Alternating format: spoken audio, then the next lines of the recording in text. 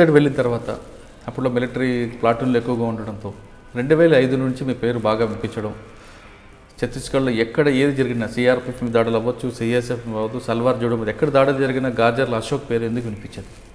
వాస్తవంగా 2005 తర్వాత పోలీసులకు ఇటు పార్టీకి మధ్య చాలా పెద్ద యుద్ధమే జరిగిందండి. ఎందుకనంటే 2005లో సల్వాజుడుం అనేటువంటి ఒక క్యాంపెయిన్ ప్రారంభమైంది అక్కడ. సల్వాజుడుం క్యాంపెయిన్లో సహజంగా ప్రజల తిరుగుబాటు అనేది మొదట్లో బయటికి చెప్పబడ్డా, తర్వాత క్రమంలో అది మొత్తంగా మీడియా ముందు ప్రపంచం అంతా అది ఏం జరిగిందనేది తేలిపోయింది, అందరికీ తెలిసిన విషయం. ఇవాళ ఈ సల్వాజుడుం కొనసాగినటువంటి కాలంలో 2005 నుంచి పెద్ద ఎత్తున గ్రామాలని అసలు తగలబెట్టడము, అసలు రైతులందరినీ గ్రామాల నుంచి తరిమేయడము, ఒక్క గుడిసె కూడా లేకుండా, ఒక్క వస్తువు లేకుండా తగలబెట్టడము, దాంట్లో కొంతమంది స్థానిక గుండాలతో పాటుగా పోలీసు బలగాలు కలిసి దాడులు చేయడము అనేది కొనసాగుతున్నప్పుడు సహజంగానే ప్రజల్లో ఆత్మరక్షణకు సంబంధించినటువంటి సమస్యగా మారింది. తర్వాత అన్ని సర్వం కోల్పోతున్నటువంటి పరిస్థితులలో ప్రజల్లో ఒక రకమైన ఆందోళన, ఆక్రోశం, బాధ ఇవన్నీ కూడా ప్రజల సీరియస్ సమస్యగా ముందుకు వచ్చినాయి. ఈ సమయంలో ప్రజలు సహజంగానే పార్టీని డిమాండ్ చేయడం మొదలుపెట్టారు. ఏంటంటే మేము రక్షించుకోవాలంటే మాకు వీటన్నిటి దాడుల నుంచి రక్షణ కావాలని. సో అప్పుడు పార్టీ నిర్ణయాలు తీసుకొని వచ్చే పోలీసు బలగాల మీద వీటి మీద దాడులు చేయాలని నిర్ణయం తీసుకుంది. అయితే సహజంగానే దండకారణ్యంలో 2000 సంవత్సరం నాటి వరకు చాలా మిలిటరీ నిర్మాణాలు ఏర్పడ్డాయి. లోకల్ గెరిల్లా దళాలని అంటే ఎల్జిఎస్లు, మిలిటరీ ప్లాటూన్లు. ఈ 2005 నాటి వరకు అయితే అసలు కంపెనీల నిర్మాణం కూడా వచ్చింది. కాబట్టి సహజంగా సౌత్ బస్తర్లోనే పార్టీ కొంత బలంగా నిర్మాణాలు ఉన్నాయి. ఈ అన్ని రకాల నిర్మాణాలు కూడా జరిగి ఉన్నాయి కాబట్టి ప్రతి చోట మిలిటరీ ఫార్మేషన్స్ వాటిలో పాల్గొన్నాయి. అయితే సౌత్ బస్తర్లో నేను జిల్లా ఇన్ఛార్జిగా ఉన్నాను కాబట్టి ఇంకెక్కడ జరిగినా అవి మా పేరుతో ప్రచారం జరిగి ఉండొచ్చు. కానీ వాస్తవంగా వేరు నిర్మాణాలనే మిలిటరీ నిర్మాణాలు వాటి అప్పట్లో ఒక కేంద్ర మంత్రి మీద దాడి జరిగింది కూడా జరిగింది. కేంద్ర మంత్రి అంటే అది మహేంద్ర కర్మ సందర్భం అంటున్నారా? మహేంద్ర కర్మ యాక్షన్. అది వాస్తవంగా సల్వాజుడుం సమయం అంతా పూర్తయిన తర్వాత 2013లో అనుకుంటా, 12-13లో జరిగింది. అది వాస్తవంగా ముందస్తు ప్లాన్గా జరిగింది ఏం కాదు. అది ఎక్కడ జరిగిందండి ప్లాన్? అది జరిగింది ఎక్కడనంటే సుక్మాకు అవతల, సుక్మా నుంచి జగదల్పూర్ మధ్యలో, అదే జీరం ఘాటి వెళ్ళి వస్తున్నప్పుడు, ప్రచారం వెళ్ళి వస్తున్నప్పుడు. అవునవును, అది జీరం ఘాటి అనే ఘాటి ఉంటుంది ఒకటి, ఆ ఘాటి మిల్లో జరిగింది. వాస్తవంగా అప్పుడు ఛత్తీస్గఢ్లో ఎలక్షన్స్, రాష్ట్ర అసెంబ్లీకి ఎన్నికలు జరుగుతున్నాయి. ఎలక్షన్లో ప్రచారంలో భాగంగా రాజకీయ పార్టీలన్నీ కూడా గ్రామాల్లోకి వస్తున్నాయి. వాస్తవంగా అక్కడ ఉన్నటువంటి లోకలు, స్థానిక దళాలు, అక్కడ ఉన్నటువంటి మిలిటరీ ఫోర్సెస్ అన్నీ కలిసి ఏదో అంబిష్ ప్లాన్ చేసుకోవడం జరిగింది. కానీ ఆ దాడిలో వీళ్ళు అంటే ఈ రాజకీయ నాయకుల కాన్వాయ్ ఒకటి దాంట్లో వస్తుందని కానీ దాని మీద దాడి చేయాల్సి ఉంటుందని వాళ్ళు కూడా అనుకోలేదు. జనరల్గా క్యాజువల్గా పోలీసుల మీద దాడి చేద్దామనే ప్లాన్తో చేసుకున్నారు. అనుకోకుండానే వీళ్ళ కాన్వాయ్ దాంట్లోకి రావడంతో ఆ టైంలో వాళ్ళు చనిపోయారు. తర్వాత మీరు ఎంతకాలం పనిచేస్తారండి బస్తర్లో? నేను బస్తర్లో 2001 నుంచి 2008 వరకు పనిచేశాను అండి. ప్రధానంగా నేను అక్కడ పనిచేసిన 8 సంవత్సరాల కాలంలో నాకు ఆ ప్రాంతంలో ప్రధానంగా జంతన సర్కార్ల నిర్మాణం మీద ప్రధానంగా దృష్టి పెట్టడం కోసం పార్టీ బాధ్యతనిచ్చింది. దాదాపుగా ప్రతి గ్రామంలో జంతన సర్కార్ నిర్మాణం, గ్రామ స్థాయి నుంచి ఏరియా స్థాయి నుంచి జిల్లా స్థాయి జంతన సర్కార్ నిర్మాణం వరకు నేను ప్రత్యక్షంగా గ్రామ స్థాయి నుంచి జంతన సర్కార్ జిల్లా స్థాయి వరకు ఉన్నాను. కానీ అప్పట్లో మీరు చేస్తున్న కార్యక్రమాల్లో చెరువులు తవ్వడం, చెరువులు పుడుకు తీయడం, తర్వాత అక్కడ ఉన్న పేదలకి, వాళ్ళందరూ గిరిజనులకి అందరికీ విద్య నేర్పించడం, అక్కడ వైద్యం, ఒక మంచి కార్యక్రమాలు చేశారనేది ఇప్పటికీ అది కనిపిస్తుంటుంది. అవునండి, వాస్తవం అది. ఎందుకంటే అవి చాలా చిన్న గ్రామాలు, చాలా చిన్న గూడాలుగా ఉంటాయి. 20 ఇండ్లు, 30 ఇండ్లు, కొన్ని చోట్ల అయితే 10 ఇండ్లతోనే ఒక చిన్న గ్రామం ఉంటుంది. చాలా చిన్న గ్రామాలు. ఈ చిన్న గ్రామాలను కలిపి ఒక గ్రామ పంచాయతీ ప్రభుత్వ యంత్రాంగం ఎలాగూ లేదు. ఎందుకంటే ఉద్యమం ఎప్పుడైతే బలమైన ప్రభావం పెరిగిందో, అక్కడ ఉద్యమ ప్రభావం పెరిగిన తర్వాత ఆటోమేటిక్గా ప్రభుత్వ కార్యకలాపాలు ఏవి అక్కడ కొనసాగే పరిస్థితి లేదు. మరి ప్రజలకు ఆల్టర్నేటివ్ ఒక ప్రభుత్వం అయితే ఏర్పడాల్సిన అవసరం ఉంది కదా. సరే, ఉద్యమం వల్ల వాళ్ళకు భూమి లభించింది, ఉద్యమం వల్ల అటవీ ఉత్పత్తులకు సరైన ధరలు లభించినాయి, ఉద్యమం మూలంగానే గ్రామాల్లో ఉన్న పెత్తందారుల దౌర్జన్యం తగ్గింది, తర్వాత ఫారెస్ట్ డిపార్ట్మెంటు, రెవెన్యూ డిపార్ట్మెంటు వాళ్ళు చేసే హరాస్మెంట్స్ కూడా తగ్గినాయి. ఒక రకంగా ప్రభుత్వ యంత్రాంగమే అక్కడ లేకుండా పోయిన తర్వాత ప్రజలు తమ రోజువారీ జీవన విధానంలో ఒక పరిపాలనా వ్యవస్థను అయితే అభివృద్ధి చేసుకోవాల్సిన అవసరం ఉంది. కాబట్టి ఈ స్పేస్ను ఖచ్చితంగా జంతన సర్కారుల నిర్మాణం చేయాలనేది పార్టీ నిర్ణయం తీసుకుంది. ఆ నిర్ణయాన్ని, ఆ పిలుపుని అందుకొని పార్టీ దక్షిణ బస్తర్ ప్రాంతంలో పెద్ద ఎత్తున జంతన సర్కార్ నిర్మాణం చేపట్టింది. అంటే మీరు తీసుకున్న నిర్ణయాన్ని ప్రజలు ఏ విధంగా స్వాగతించారు? చాలా బాగా స్వీకరించారండి. ఎందుకంటే ప్రజలకు అంటే ఒక మనదైన ఒక ప్రభుత్వం, మనమే నిర్ణయాలు తీసుకొని మనమే భాగస్వాములమై మనం కలిసి పనిచేసుకునేటువంటి ఒక వ్యవస్థ నిర్మాణం జరుగుతున్నందుకు చాలా సంతోషించారు. ఎందుకంటే వాళ్ళకు కేవలము అప్పటి వరకు ప్రభుత్వం నుంచో లేకపోతే బయటి షావుకారుల నుంచో ఉన్నటువంటి ఇబ్బందులు పోయిన తర్వాత ఇంకా సొంతంగా వాళ్ళ ఆర్థిక వ్యవస్థను వాళ్ళు బలోపేతం చేసుకోవాల్సిన అవసరం ఏర్పడ్డది. అంటే దీనికి మీరు చెప్తున్న కొన్ని కార్యక్రమాలకి నిధులు అవసరం ఉంటాయి. ఆ నిధులు మరి ఏ విధంగా సమకూర్చారు? ప్రధానంగా జంతన సర్కారులు ప్రజల శ్రమ మీద ఆధారపడి నడిచినాయి. ప్రజల సమిష్టి శ్రమ మీద ఆధారపడి మాత్రమే జంతన సర్కార్ల కార్యక్రమాలు నడిచినాయి. నిజమే, ప్రారంభంలో చిన్న గ్రామాలు కాబట్టి అసలు వివిధ శాఖల్ని పెట్టడానికి సంఖ్య కూడా సరిపోకపోయేది. చిన్న గ్రామాలు, యువజన వయసులో ఉండే వాళ్ళు చాలా తక్కువ మంది ఉంటారు. అందుకే ప్రభుత్వంలో మొదట్లో చాలా తక్కువ శాఖలు పెట్టుకున్నాం. ఒక 5 శాఖలు మాత్రమే పెట్టుకొని నడిపించినాం. అంటే విద్య, వైద్యము, తర్వాత వ్యవసాయము, అట్లాగే సంస్కృతి, న్యాయం, ఈ 5 శాఖలు మాత్రమే మొదట్లో పెట్టుకొని నడపడం జరిగింది. ఈ 5 శాఖలను కరెక్ట్గా 5 గ్రామాలలో, అంటే చిన్న గ్రామాలు కాబట్టి 500 జనాభాకు ఒక జంతన సర్కార్ నిర్మాణం చేయాలనేది పార్టీ నిర్ణయించింది. 500 జనాభా ఉన్న గ్రామాలని సెలెక్ట్ చేసి వాటన్నిటిని యూనిట్ చేసి ఒక పెద్ద సర్కస్, ఆ ప్రజలందరినీ దానిలో కన్విన్స్ చేసి చిన్న గ్రామాల మధ్య తగాదాలు, భేదాభిప్రాయాలు ఉంటే వాటిని పోగొట్టి పరిష్కారం చేసి వాటిన్నిటిని యూనిటీ చేసి సర్కార్గా నిర్మాణం చేసి చిన్న కార్యక్రమాలతో ప్రారంభించడం జరిగింది. అయితే మొదట్లో వైద్యం విషయంలో చాలా సమస్యను ఎదుర్కొన్నాం. మీకు ఇంతకుముందు కూడా చాలామంది చెప్పి ఉంటారు. ఎందుకంటే అసలు అక్కడ ప్రజలకు విద్యనే రాదు. అలాంటప్పుడు వాళ్ళంతటా వాళ్ళు వైద్యం, అంటే అప్పటికి నాటు వైద్యము రకరకాల రూపంలో వాళ్ళు ప్రజలు చేసుకునేటువంటి ఆయుర్వేద వైద్యం ఒకటి ఉంది.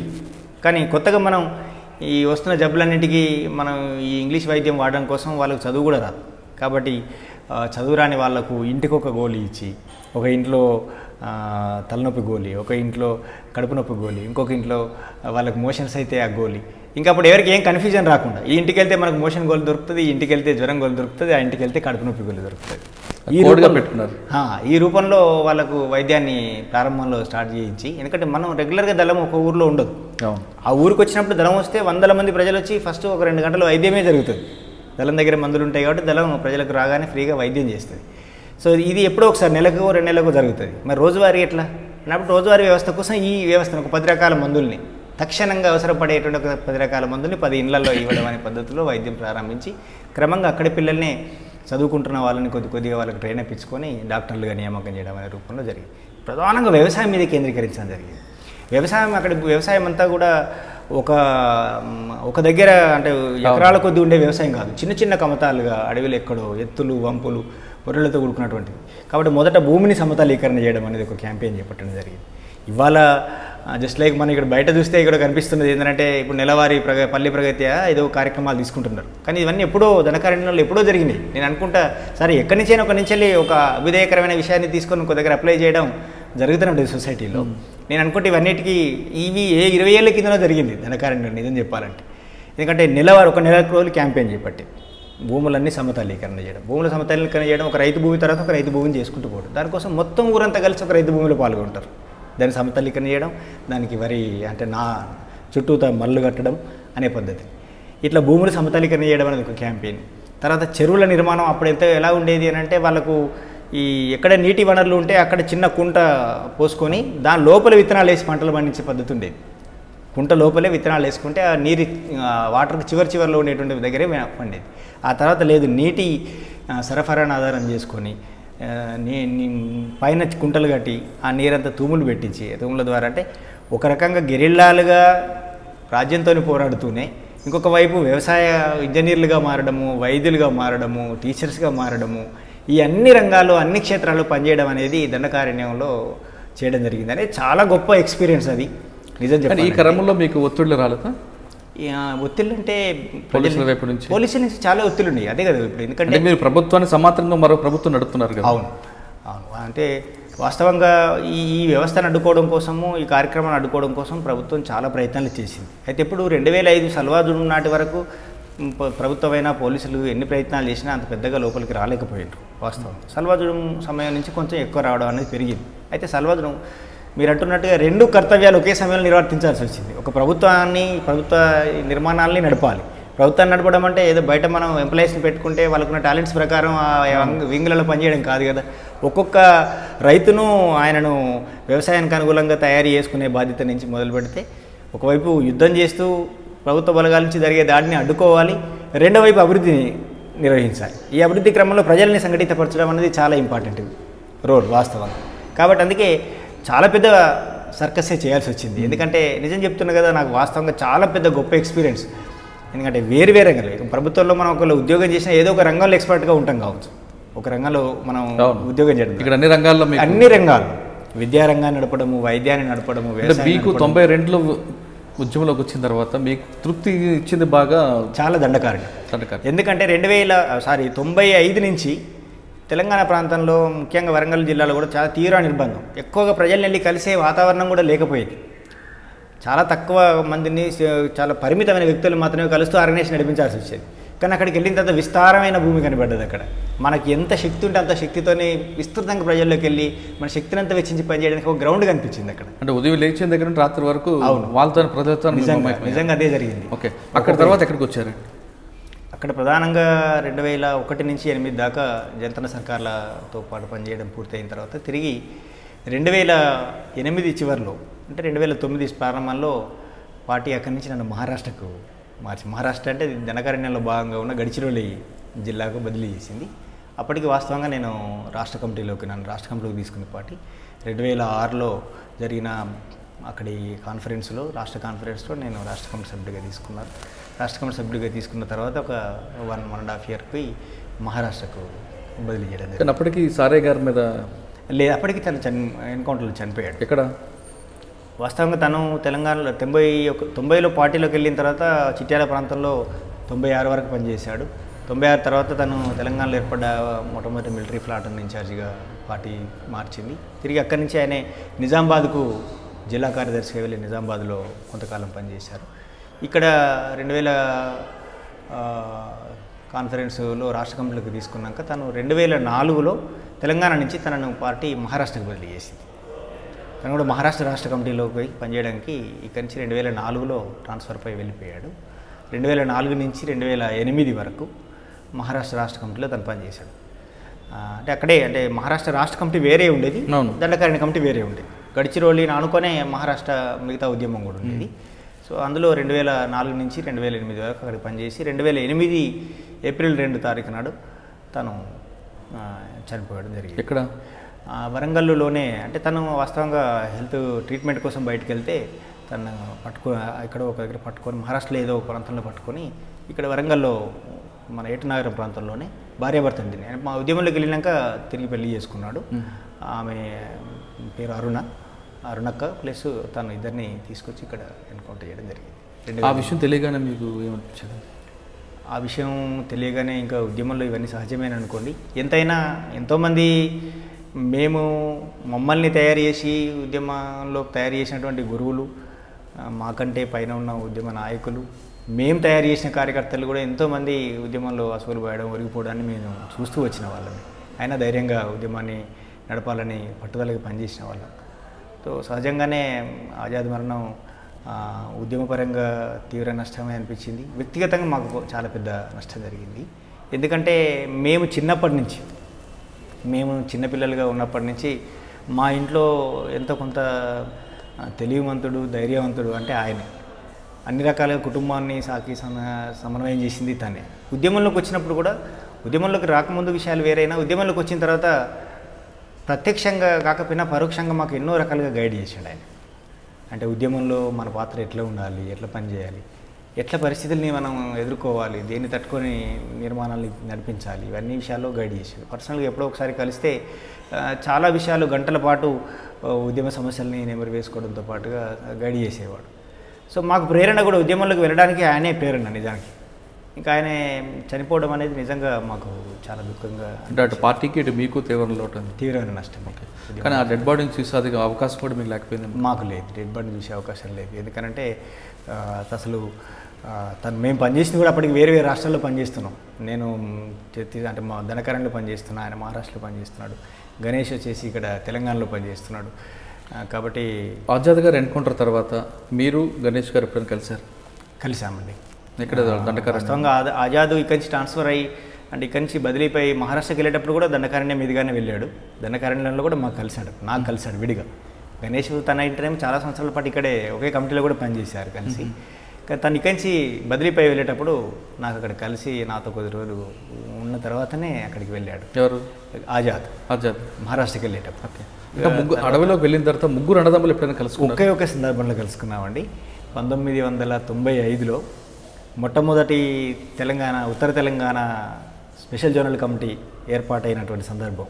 అది మొట్టమొదటి Telangana special zonal committee conference జరిగింది. ఆ కాన్ఫరెన్స్కు మొత్తం తెలంగాణ వ్యాప్తంగా ఉన్నటువంటి ముఖ్యమైన నాయకత్వం అంతా వచ్చింది. ఆ సందర్భంగా మేము ముగ్గురం కలుసుకుని నెల రోజులు ఒకే క్యాంపులో ఉన్న సందర్భం అదొకటి వచ్చింది. ఇంకా తర్వాత ముగ్గురు కలిసిన సందర్భం ఎప్పుడు లేదు. ముగ్గురు కలిసినప్పుడు ఏం మాట్లాడుకున్నారంటే? ఉద్యమ విషయాలే మాట్లాడుకున్నాం. ప్రధానంగా ఉద్యమ విషయాలే కుటుంబ విషయాలు మాట్లాడుకున్నా చాలా తక్కువ. అంటే కుటుంబంలో ఎవరున్నారు, ఏమి ఇబ్బందులు పడుతున్నారు, ఏం చేయాలనే విషయాల మేరకే తప్ప ప్రత్యక్షంగా కుటుంబానికి మనం చేయగలిగేది ఏమి లేదు. కాబట్టి ఉద్యమ గురించి. తర్వాత మీరు అక్కడ నుండి ఆజాద్ చనిపోయిన తర్వాత విషయం తెలుసుకున్న తర్వాత మీరు చెప్తున్నట్లుగా పార్టీకి ఇటు వ్యక్తిగతంగా మీకు తీవ్రమైన లోటు వచ్చింది. ఆ లోటుని పూడ్చుకోవడానికి మీరు ఏ విధంగా చేశారు? ఆ లోటును పూడ్చుకోవడానికి మమ్మల్ని మేము మరింత గుండె ధైర్యం పెంచుకొని దృఢంగా పనిచేయడానికి మమ్మల్ని మేము మలుచుకోవడం, ఎదిగించుకోవడమే పరిష్కారం. ఎందుకంటే ఒక నాయకుడు లేని లోటు అంటే కేవలం మాకు వ్యక్తిగతంగా ఒక సోదరుడిగా, రక్త సంబంధికుడిగా సోదరుడిగానే కాకుండా ఉద్యమపరంగా కూడా మేము పనిచేస్తున్నటువంటి లక్ష్యానికి ఆయన ఒక దిక్సూచిగా, నాయకుడిగా మాకున్నాడు. ఆయన లేని లోటు ఆ రకంగా మాకు కనపడేది. కాబట్టి దాన్ని పూడ్చుకోవడానికి మమ్మల్ని మేము మరింత ఎదిగించుకోవాలి, రాజకీయంగా ఎదిగించుకోవాలి, సిద్ధాంతపరంగా ఎదిగించుకోవాలి. ఆయన లేని లోటును కూడా పూడ్చేందుకు మనం ఇంకిత అదనంగా శక్తిని పెంచుకొని పనిచేయాలనేదే మేము ప్రయత్నం చేసాం. ఓకే. ఇక్కడ మహారాష్ట్రలో మీరు ఎంతకాలం పనిచేశారు? నేను మహారాష్ట్రలో కూడా దాదాపు ఒక 7 సంవత్సరాలు పనిచేశానండి. అక్కడ ఏమైనా యాక్షన్లో ఉన్నారా? యాక్షన్స్ అంటే ఇంకా అక్కడ కూడా చాలా యాక్షన్స్ జరిగినాయి. నేను అక్కడికి ప్రాంతంలోకి రాష్ట్ర కమిటీ సభ్యుడిగా ఆ జిల్లా బాధ్యతల కోసం వెళ్ళాను. మిలిటరీ నిర్మాణాలు ఉన్నాయి కాబట్టి వేరే యాక్షన్స్ వాటి వల్ల జరుగుతూనే వచ్చినాయి. అంటే ఆ యాక్షన్లు మీకు కనుసనలో జరుగుతాయి, లేదంటే ఆకస్మికంగా? యాక్షన్స్ అంటే రెండు రకాలు ఉంటాయి అనుకోండి. కొన్నిసార్లు ఏమో అనుకోకుండా సడన్గా ఎదురుపడ్డప్పుడు జరిగేటువంటి మామూలుగా చెప్పే ఎదురుకాల్పులు లాంటివి జరుగుతూ ఉంటాయి. రెండు సైడ్లో కూడా అనుకోకుండా జరిగినప్పుడేమో రెండు సైడ్లో కూడా క్యాజువాలిటీస్ ఉంటాయి. ఇక ప్రీ ప్లాన్గా జరిగేటువంటి యాక్షన్స్ కొన్ని ఉంటాయి. అవి వ్యక్తుల మీద చేసే యాక్షన్స్ కావచ్చు, ఇండివిజువల్ యాక్షన్స్ అయినా కావచ్చు, లేదా ఒక పెద్ద పార్టీ మీద చేసే యాక్షన్స్ కావచ్చు. అవి ప్రీ ప్లాన్గానే జరుగుతాయి. కొన్నిసార్లు ప్రీ ప్లాన్గా జరుగుతాయి, కొన్నిసార్లు అప్పటికప్పుడు అనుకుని జరుగుతాయి. ఓకే. కానీ మహారాష్ట్ర, ఛత్తీస్గఢ్ ఎక్కువ శాతం ప్రభుత్వ ఆస్తులు ధ్వంసం చేయడం అన్నదితో పాటు ప్రైవేట్ ఆస్తులు ధ్వంసం చేయడం అనేది ఎంతవరకు సమంజసం ఉంటారు? ప్రైవేట్ ఆస్తులు అంటే బస్సుల్ని అది అంటే ఛత్తీస్గఢ్, మహారాష్ట్రలో చాలా తక్కువ జరిగింది అండి. అవి అంటే బస్సుల్ని కాల్చడమైనా ఇంకోటి ప్రధానంగా ప్రభుత్వ ఆస్తుల మీద. ప్రభుత్వ ఆస్తుల మీద అంటే ఒక మెసేజ్ పోవడానికి చేస్తారు. కానీ ప్రైవేట్ బస్సులను కూడా అంటే ప్రజలకు వస్తున్న ఒక రవాణా వ్యవస్థ మీద కూడా మీరు అంటే మీరు కదా పార్టీకి సంబంధించిన వాళ్ళు దాడులు చేయడం, బస్సులు ప్రైవేట్ బస్సులను దగ్ధం చేయడం అనేది. మహారాష్ట్ర, ఛత్తీస్గఢ్లో నేనున్న కాలంలో అయితే ప్రైవేట్ వాటి మీద జరిగిన దాడులు దాదాపుగా లేవు. మరి అంటే ఎక్కువగా చింతూరు, జగదల్పూర్ ఆ ప్రాంతంలో కనిపిస్తుంటాయి. అవి చింతూరు, జగదల్పూర్ ప్రాంతం అది మన అంటే ఆ రోడ్లో కుంట నుంచి సుక్మా రోడ్లో జరిగినటువంటి సుక్మా రోడ్లో కొన్ని జరిగినాయి. అయితే ఆ ప్రాంతంలో అయితే ప్రధానంగా ఆ వెహికల్స్ని వాడుకొని పోలీసులు దాడిలోకి వస్తున్నారనే ఉద్దేశంతో వాటిని కాల్చిన సందర్భాలు ఉండొచ్చు. మీరు ఎన్ని సంవత్సరాల్లో మీ మీద ఎన్నిసార్లు దాడులు జరిగి ఎన్నిసార్లు తప్పించుకున్నారు? చాలాసార్లు జరిగి ఉన్నాయి. ఎందుకంటే దాదాపు ఒక 2.5 దశాబ్దాల పాటు ఉద్యమంలో ఉన్నాం. ముఖ్యంగా తెలంగాణ ప్రాంతంలో ఉన్నప్పుడే ప్రధానంంగా ఎక్కువ సార్లు దాడులు జరిగినాయి. 8 సంవత్సరాల కాలంలో. మీకు బాగా గుర్తున్న ఎస్కేప్? బాగా గుర్తు అంటే నేను 1997లో ఒకసారి భూపాలపల్లిలో కమాండర్గా పనిచేస్తున్న క్రమంలో ఒకసారి 98లో ఏం జరిగిందంటే భూపాలపల్లి పక్కన కమలాపూర్ అనే విలేజ్ ఉంటుంది. ఆ కమలాపూర్ ఊరిలోకి దళం వెళ్ళాము. ఆ ఊరు పక్కన ఆగి జనంతో మాట్లాడడం అంతా పూర్తి చేసుకున్న తర్వాత రాత్రి అయిన తర్వాత ఆ ఊరు నుంచి దాటి మరో ఊరికి వెళ్ళడం కోసమని బయలుదేరాం దళం మొత్తం. రాత్రి బయలుదేరిన తర్వాత ఏమైందంటే దూరం ఊరు పక్క నుంచి తిరిగిపోవాలంటే చాలా దూరం అవుతుంది. చీకటి అయింది కదా, లేట్ అయింది కాబట్టి ఊరు మధ్య నుంచి అందరు పడుకొని ఉంటారు, మనల్ని ఎవరు గమనించరు అనుకొని ఊరు మధ్య నుంచే వెళ్ళిపోదాం అనుకొని వెళ్తున్నాం. అయితే అప్పటికి ఊర్లోకి పోలీసులు వచ్చి ఉన్నారు. ఆ ఇన్ఫర్మేషన్ మాకు లేదు. కానీ ఊరంతా పడుకొని ఉన్నారు కాబట్టి ఎవరు చూడలేదు, చెప్పలేదు. ఎందుకు వచ్చారంటే అక్కడ ఆ ప్రాంతంలో ఇంకా వేరే ఎమ్మెల్యే గ్రూప్ పార్టీలు కూడా పనిచేస్తుండేవి. ప్రతిఘటన పార్టీకి సంబంధించిన కార్యకర్త గ్రామంలో ఎవరో ఉంటే అతన్ని అరెస్ట్ చేద్దామని పోలీసులు వచ్చారు. మేమున్న ఇన్ఫర్మేషన్ కూడా వాళ్ళకి ఏం లేదు. అరెస్ట్ చేద్దామని వచ్చారు. వచ్చి వాళ్ళు ఒక సందులో మేము రోడ్డు వెంట వెళ్తుంటే ఇంకో లోపలికి ఉండే గల్లీలో ఆ ఇంటి దగ్గర కన్బాక్సీ కార్యకర్త దగ్గర ఉండి ఆ ఇంటి చుట్టుముట్టి వాళ్ళు ఆ కార్యకర్తను లేపే ప్రయత్నం చేస్తున్నారు. జస్ట్ మాకు వాళ్ళకు మధ్యలో ఒక 100 గజాలు కూడా దూరం ఉండదు. మేము మధ్య రోడ్ నుంచి వెళ్ళిపోతున్నాం. లైట్లు రాత్రిపూట లైట్లు ఉన్నాయి. ఆ లైట్ల మధ్య నుంచి వెళ్తున్నప్పుడు సడన్గా వెళ్తూ మిగతా వాళ్ళు గమనించిన నేను గమనించి అక్కడ ఎవరు బాగా గుంపు పడుతున్నారు కదా ఏంటి అని మా వాళ్ళందరినీ ఆపి రోడ్డు మీదనే ఆపి అడిగాను. అడిగితే అప్పుడు మేడారం జాతరకు రాత్రిపూట జనం అంతా వెళ్ళడం కోసం బస్సులు కూడా వచ్చి ఊర్లలో వచ్చి ఆగుతున్నాయి. మేడారం జాతర కోసం ఎవరో రెడీ అవుతున్నట్టున్నారులే అని వాళ్ళు అన్నారు.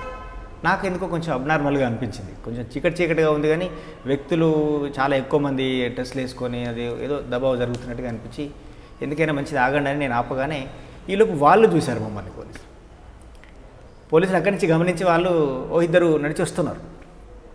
అయితే వాళ్ళు నడిచి వస్తున్నప్పుడు వెపన్స్ మాకు కనిపించినాయి. కానీ ఇంత నింపాదిగా నడిచి వస్తున్నారంటే ఇంకొక పార్టీకి సంబంధించిన వాళ్ళు అయి ఉంటారు. ప్రతిఘటన పార్టీ వాళ్ళు, జనశక్తి పార్టీ వాళ్ళ దళమో ఎవరో అయి ఉండొచ్చు. వాళ్ళేనేమో అని అనుకొని మేము కొంచెం పక్కకు జరుగుతూ గల్లీకి పక్కకు జరుగుతూ చూస్తున్నాం. వాళ్ళు ఆడికి వచ్చి దగ్గర దాకా వచ్చారు. దగ్గరికి రావడం కంటే ముందే మేము కోన్ హై అన్నాం. అప్పటికి నాకు వాస్తవంగా హిందీ పెద్దగా ఏం రాదు. ఊరికే తెలిసిన భాషలాగా కోన్ హై అనగానే వాళ్ళు ఎవరో అనుకొని దగ్గర దాకా వచ్చారు. ఎంత దగ్గరికి వచ్చేసినామంటే వాళ్ళకు మా మధ్యలో జస్ట్ ఒక 5-6 గజాల దూరం కూడా లేదు. ఇట్లా చాలా దగ్గరలో వచ్చి నిలబడ్డారు. వాళ్ళు ఎటువైపు నిలబడ్డారు, మేము ఎటువైపు నిలబడ్డాం. అయితే వాళ్ళకు లేదు. వాళ్ళు ఏమనుకున్నారు అంటే కోనయ్య అని నేను హిందీలో మాట్లాడేసరికి మా పార్టీ వాళ్ళేది ఇంకో పార్టీ వచ్చిందని వాళ్ళు అనుకున్నారు. స్పెషల్ పార్టీ ఏదో వచ్చినట్టుంది, వాళ్ళు అయింటారు అనుకుని వాళ్ళు కలుద్దాం అనుకుని వాళ్ళు వచ్చారు. తీరా ఒకరికొకరికి ఎదురుగా నిలబడి ఉన్నాం. ఇంకా వాళ్ళు గట్టిగా వాళ్ళు ఒకసారి కోనయ్య అని అన్నారు. మేమంటే సాతి అని వాళ్ళు. మాకు అర్థమైపోయింది ఇంకా వీళ్ళు పోలీసు సాతి అంటున్నారంటే హిందీలో పోలీసులు అర్థమైపోయి మేము తప్పుకోవడానికి లేదు. ఎందుకు లేదంటే అక్కడ ఊర్లలో అడవి గ్రామాలలో ఏముంటుందంటే చుట్టూ కట్టెలు, గోడలాగా కట్టెలన్నీ పాతి ఉంటాయి. ఆ కట్టెలే ఉన్నాయి. ఇంకా ముందుకెళ్ళడానికి సైడ్ కట్టెన పక్కకి వెళ్దాం, ఇంటి పక్కన వెళ్దామనంటే లేదు. కట్టెలు ఎక్కి దునికితే తప్ప వెళ్ళలేని పరిస్థితి. సో వాళ్ళని అనగానే మమ్మల్ని బాగా దగ్గర దాకా వచ్చి అబ్జర్వేషన్ చేశారు కాబట్టి మా పరిస్థితి అర్థమైంది. కిట్ బ్యాగులు, మా దళంలో ఉన్నటువంటి ఫార్మేషన్లో ఉన్న వాళ్ళు కూడా ఒక సైజు వాళ్ళు ఏమి ఉండడం కదా, చిన్న పెద్ద వాళ్ళు ఉంటారు కదా, ఇలా చూసేసరికి వాళ్ళకి అర్థమైపోయింది నెక్స్ట్ రైట్లని. మేము అక్కడే నిలబడి ఉన్నాం. పక్కన మేము ఒక 13 మంది 14 మంది ఉన్నాం. సో వాళ్ళు గుర్తించి అర్థమైపోయింది. వాళ్ళకి అర్థమైపోయి వీళ్ళు మన వాళ్ళు అనుకుని వచ్చినా వీళ్ళు నక్సలైట్ అని వాళ్ళకి అర్థమైపోయింది. మనం ఎవరో అనుకున్నాం పోలీసు అంటే మాకు అర్థమైపోయింది. సో వితిన్ సెకండ్స్లో వాళ్ళు వెపన్ లాక్ తీస్తున్నారు. సౌండ్స్ కూడా మాకు వినబడుతున్నాయి. అటు నుంచి వాళ్ళు ఫైర్ చేశారు, ఇటు నుంచి మేము ఫైర్ చేశాం. అయితే వాళ్ళు ఇద్దరే ఉన్నారు, మేము ఎక్కువ మంది ఉన్నాం కాబట్టి వాళ్ళు వెంటనే వెనక్కి వాళ్ళ బ్యాచ్ దగ్గరికి రిట్రీట్ అయ్యి వెళ్ళిపోయారు. ఇంకా మేము అవన్నీ గోడలు దునికేసి ఆ చెట్లన్నీ దునికేసి వచ్చినాం. అప్పుడు క్యాజువాలిటీస్ 1-2 సామాన్లు పోయినాయి, ఎవరికి ఏం కాలేదు. అనుకోకుండా సడన్గా జరిగింది అది. చాలామంది నన్ను ఇప్పుడు కూడా అడుగుతూ ఉంటారు. అంటే ఈ ఘటన మీద సమీక్ష జరిపారా పార్టీలో? జరిగింది సమీక్ష. సమీక్షలో అనుకున్నది ఏంటంటే ఊరిలోంచి పోవడం తప్పు. జనరల్గా మన ఊర్లో నుంచి రాత్రిపూట ప్రయాణాలు చేయం, ఊరవతల నుంచి ప్రయాణాలు చేయడం కదా, ఊర్లోంచి పోవడం అనేది తప్పు. రెండోది, ఒక ఊర్ల నుంచి పోవాలనుకుంటే ముందు ఎవరిని ఒకరిని పంపించి ఊరంతా క్లియర్ ఉందా లేదా చెక్ చేసుకోవాల్సి ఉండే, అది చేయకపోవడం తప్పు అనేది. ఓకే, దీని తర్వాత మళ్ళీ మీరు ఎందుకు బయటికి రావాల్సి వచ్చింది? నేను 2009 నుంచి 2015 చివరి వరకు మహారాష్ట్రలో పనిచేశాను. వాస్తవంగా నేను ఆ ప్రాంతంలోకి వెళ్ళేసరికి నేను తెలంగాణ ప్రాంతంలో పనిచేసినప్పుడే ఇక్కడ ఉన్న బాగా తీవ్ర నిర్బంధ పరిస్థితుల మూలంగా తీవ్రమైన అనారోగ్య సమస్యను ఎదుర్కొంటాం. బాగా అల్సర్ సమస్య తీవ్రంగా వేధిస్తున్నది. ఏ కొంచెం తినడం లేట్ అయినా ఇంకేదైనా బాగా అవస్థపడుతున్న పరిస్థితి ఉండేది. తీరా అక్కడికి వెళ్ళిన తర్వాత మలేరియా స్టార్ట్ అయింది. అప్పటి వరకు మనకి ఇక్కడ మలేరియా లేదు. మలేరియా కొంతకాలం దాకా మెడిసిన్తో వాటితో రెసిస్ట్ అయింది. కానీ మహారాష్ట్రకి వెళ్ళిన తర్వాత ఇంకా చాలా తీవ్రంగా ఉంటాయి. మలేరియా దోమలు చాలా ఎక్కువ ఉంటాయి. అది టైఫాయిడ్కి వెళ్ళిపోతూ ఉంటుంది చాలాసార్లు. ఇది క్రమంగా నా ఇమ్యూనిటీ పవర్ తగ్గుతూ వచ్చింది.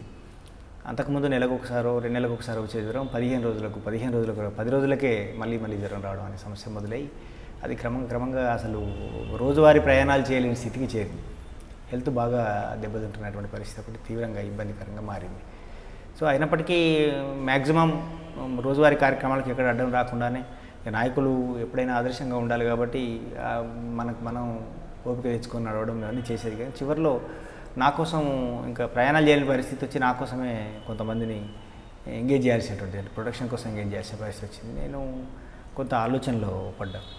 వాస్తవంగా ఈ ఇంత తీవ్రమైన ఆరోగ్య పరిస్థితిలో అప్పటికి గడిచిన రోజుల్లో ఒక సమయం 2009 నుంచి 2013 మధ్యలో అనుకూల వాతావరణం ఉండింది. మళ్ళీ తిరిగి 2013 తర్వాత నుంచి అంతా మళ్ళీ తీవ్రమైన నిర్బంధం పెరిగి నష్టాలు పెరుగుతున్నాయి, దళాల సంఖ్య తగ్గింది. ఇలాంటి పరిస్థితులలో ఈ అనారోగ్య సమస్యలు బాగా తీవ్రంగా ఇబ్బందికరంగానే ఉంది. కాబట్టి ఇంకా నేను ఉండి అంటే వీళ్ళందరికీ భారంగా మారడం ఇష్టం లేదని అనుకున్నప్పటికీ వాస్తవంగా పర్సనల్గా చెప్పాను, నా అభిప్రాయం చెప్పాను, పార్టీ కూడా తెలియజేశాను. నేను ఇంత తీవ్రంగా ఉండి బయటికి పంపలేని పరిస్థితి, మలేరియా టైఫాయిడ్ కంటిన్యూగా వస్తున్నది, ఇంకా బయటికి ట్రీట్మెంట్కి పంపలేని పరిస్థితి, పంపొద్దనే అనుకున్నది పార్టీ అప్పటికి. పార్టీ మీ నిర్ణయాన్ని నా నిర్ణయాన్ని అంటే నన్ను కన్విన్స్ చేయడానికి పార్టీ ప్రయత్నం చేసింది. నన్ను అంటే మొత్తంగా ఉద్యమంలో కీలకమైన నాయకత్వం కూడా లెటర్ ద్వారా కరెస్పాండెన్స్ చేసి ప్రయత్నం చేశారు. ముఖ్యమైన నాయకులు కూడా కొంతమంది కలిసి కన్విన్స్ చేసి ప్రయత్నం చేశారు. కన్విన్స్ అంటే ఏదో ఒక రకంగా అంటే నీకోసం ఎక్కడో ఒక దగ్గర రెస్ట్రిక్షన్ కూడా ఉండమని. నేను అప్పటికే కొంతకాలం ఘర్షణ పడి నిర్ణయించుకున్నా వెళ్దామని. కాబట్టి చెప్తే పార్టీ కొంతకాలం ఆగమని చెప్పింది. వాళ్ళు అడిగినంత సమయం నేను ఉద్యమంలో ఉండి ఆ తర్వాత పర్మిషన్తోనే బయటికి రావడం జరిగింది. ఓకే. కానీ మీరు వివాహం గురించి చెప్పలేదు. వాస్తవంగా నాది తెలంగాణలో నేను పనిచేస్తున్న క్రమంలో వరంగల్లో పనిచేస్తున్నప్పుడే నాకు మ్యారేజ్ అయింది. మా మిసెస్ పేరు ఉమా, పార్టీలో అనిత అనే పేరుండి. తనది హన్మకొండ పక్కనే దేవన్నపేట విలేజ్. తను 97లో స్థానికంగా ఆశన్న కమాండర్గా ఉన్నప్పుడే ఆ దళంలో రిక్రూట్ అయింది. తను 1999లో మాకు మ్యారేజ్ అయింది. ఒకరినొకరు ఇష్టపడి పార్టీ మీద ప్రపోజల్ పార్టీ అంగీకరించింది. 99లో మ్యారేజ్ జరిగింది. అంటే ఆమె మీతో పాటు ప్రయాణం చేశారు? నాతో పాటు ప్రయాణం చేసింది. అయితే వాస్తవంగా ఆమె నేను ధనకరిణ పోయేటప్పుడు జైల్లో ఉంది. తను 99లో మ్యారేజ్ అయిన తర్వాత తను అనారోగ్య సమస్య ఉంటే హాస్పిటల్కి పంపాము వరంగల్కి. వరంగల్లో తను అరెస్ట్ అయ్యి మొదటిసారి అరెస్ట్ అయిన తర్వాత తను ఒక 4-5 నెలలు జైల్లో ఉంది. మళ్ళీ తిరిగి జైలు నుంచి వెళ్ళి రిలీజ్ అయినాక దళంలోకి వచ్చింది. తెలంగాణలో ఉన్నప్పుడే వచ్చిన తర్వాత ఒక 6 నెలలు సంవత్సరం పనిచేసాక మళ్ళీ తనకు హెల్త్ సమస్యలు సీరియస్ అయితే రెండోసారి తనను ట్రీట్మెంట్కి పంపిస్తే రెండోసారి అటు మన గోదావరిఖనిలో అరెస్ట్ అయ్యి నేను దండకారణ్య నిర్ణయం జరిగినప్పుడు తను జైల్లోనే ఉంది. నన్ను దండకారణ్యం పంపే నిర్ణయం జరిగినప్పుడు నేను ఒక్కనే వెళ్ళిపోయాను. తర్వాత ఆమె రిలీజ్ అయిన వెంటనే ఇక్కడి నుంచి మళ్ళీ పార్టీ కాంటాక్ట్ చేసి పార్టీలోకి వచ్చి తిరిగి దండకారణ్యం తను కూడా వచ్చింది నా వెనకాల. అంటే చివరిగా మీరిద్దరు కలిసి సరెండర్ అయ్యారు? లేదు, ఆమె నాకంటే కొంచెం ముందే వచ్చింది. వాస్తవంగా ఏంటంటే వాళ్ళకు ఆమె పార్టీలోకి వచ్చిన తర్వాత లోపల ఇప్పుడు మేము ఈ జంతన సర్కార్ల కింద విద్యా వైద్యం నడుపుతున్నప్పుడు వైద్య విభాగాన్ని పార్టీలో కూడా ఫుల్ టైం కార్యకర్తలతో వైద్య విభాగాలు ఏర్పాటు చేసినాం. ఇంకా వాళ్ళంతా గ్రామాల్లో తిరగడమే కాదు, చాలామంది యువకులకు ట్రైనింగ్ ఇవ్వాలి వాళ్ళు, అంటే వాళ్ళ ఊళ్ళో వైద్యం వాళ్ళే చేసుకోవడం కోసం. అలాంటి ఒక మెడికల్ టీము ఏర్పాటు చేసినప్పుడు ఈమెను మెడికల్ టీము ఇన్ఛార్జిగా నిర్మాణం చేసినాం ఒక దళాన్ని. ఆమె లోపలే వాస్తవంగా వైద్యం నేర్చుకుంది. పార్టీ ఇప్పించిన ట్రైనింగ్లో వైద్యం నేర్చుకొని ఆ వైద్య టీముకు ఇన్ఛార్జిగా ఉండి తన గ్రామంలో వైద్యం చేసేది. ఈ క్రమంలో నేను మహారాష్ట్రకు బదిలీ అయినప్పుడు మహారాష్ట్ర నాతో పాటే వచ్చింది.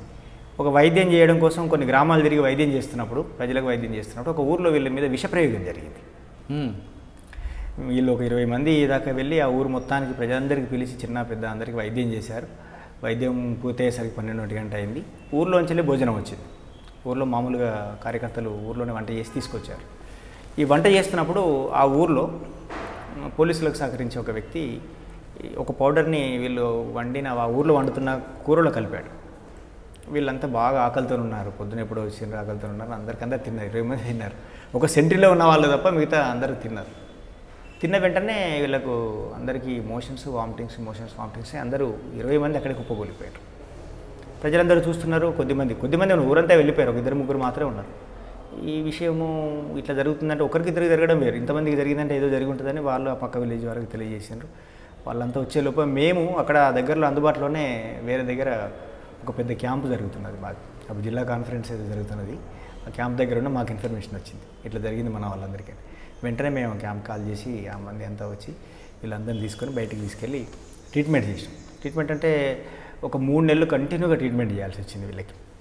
దాంట్లో నుంచి 20 మందిలో ఒక 12-13 మంది మళ్ళీ కోలుకున్నారు. ఒక 8 మందిని మనం ట్రీట్మెంట్ చేయలేకపోయాం. అంటే చాలా విచిత్రమైన ప్రవర్తన వచ్చేసింది వాళ్ళకి. వాస్తవంగా ఏంటంటే అది ఒకవేళ జరిగితే, ఆ ప్రయోగం జరిగితే ఆ తర్వాత పోలీస్ అటాక్ జరిగి వీళ్ళు చనిపోయే వాళ్ళేమో. కానీ ప్రజల సహకారంతో వీళ్ళందరినీ తీసుకెళ్ళి దూరంగా ట్రీట్మెంట్ చేసాం. ఇంకా అప్పుడు కొంతమంది ట్రీట్మెంట్ మనం చేయలేము, వీళ్ళని కాపాడుకోలేము అనుకున్న వాళ్ళని ట్రీట్మెంట్ కోసం అని బయట పంపించడం అంటే ఇంకా బయట వచ్చి ట్రీట్మెంట్ చేసుకుంటూ ఉండడం కష్టం కదా, బయటకు వెళ్ళి సరెండర్ అయ్యి చేయించుకోవాల్సిందనే ఉద్దేశంతోనే పంపించినాం. అట్లా తను 2013లోనే బయటకు వచ్చింది, నేను 15 చివరిలో వచ్చింది. మీకు లాస్ట్గా 2 క్వశ్చన్స్ అడుగుతాను. ఒకటి, మీ గురువు తక్కెడపల్లి వాసుదేవరావు అలియాస్ ఆషన్న శేషన్ గారికి మీరు కాజీపేట విడిచిపెట్టిన తర్వాత ఎప్పుడైనా కలిసారా? నెంబర్ 1. నెంబర్ 2, మీరు ఉద్యమంలోకి వెళ్ళడానికి అప్పుడున్న పరిస్థితులు, పోలీసు నిర్బంధాలు, దాంతో వెళ్ళారు. ఇప్పుడు అలాంటి పరిస్థితి కనిపించట్లేదు ఎక్కడ కూడా, తెలంగాణ రాష్ట్రం కానీ ఆంధ్రప్రదేశ్లో కానీ ప్రశాంత ప్రభుత్వ పథకాల కింద వరకు వెళ్తున్నాయి. అలాంటి పరిస్థితులు సమస్య కాకపోయినా ఇప్పుడు కొన్ని వేరే రకమైన సమస్యలు ఎదురవుతున్నాయి గ్రామాల్లో కానీ అక్కడ. అటువంటి సమస్యలు ఎదుర్కోవడానికి ఖచ్చితంగా అడవులకు వెళ్ళాల్సిన అవసరం ఉందంటారా? లేదు ఇక్కడ చాలా వేదికలు కనిపిస్తున్నాయి, ఇక్కడ ప్రజాస్వామ్యబద్ధంగా పోటీ చేయడానికి కానీ ప్రజాస్వామ్యంలో చాలా వేదికలు ఉన్నాయి, ఆ వేదికలు ఎంచుకోవాలంటారా? మొదట మీరు అడిగిన ప్రశ్నకి ఆషన్న కలిశాడండి. ఇక్కడి నుంచి పోయిన తర్వాత కూడా ధనకారణ్యంలో మేము ఒకటే కమిటీలో, రాష్ట్ర కమిటీలో సభ్యులుగా ఒకే కమిటీలో కూడా కలిసి పనిచేసాము. అంతకుముందు కూడా తెలంగాణలో ఉన్నప్పుడు ఇంకా కలిసే పనిచేసాము. ఇంకా తర్వాత ఇప్పుడు పరిస్థితులు అంటే